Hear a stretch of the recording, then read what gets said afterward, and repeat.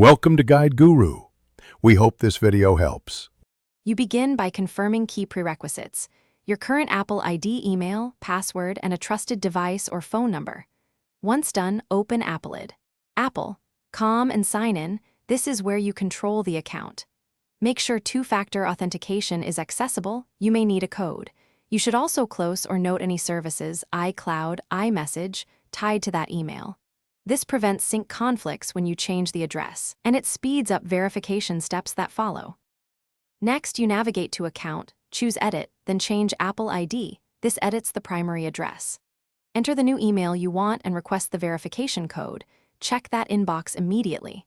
Once you receive the code, enter it on the site to confirm ownership. This is why you needed access. After verification, sign out and back into Apple services on your iPhone, iPad, Mac, and other devices so they sync to the new address and avoid repeated password prompts. Finally, you complete the transition by updating sign-in settings across devices, apps, and any subscriptions using the old email. Make sure iCloud and family sharing still show the new address. Review payment and security settings to confirm nothing reverted. If something goes wrong, for example, you can't verify or are locked out, begin account recovery immediately or contact Apple support for help. One key tip: keep your old email active briefly to catch missed verification or service alerts. Thanks for watching. Consider subscribing if we helped you today.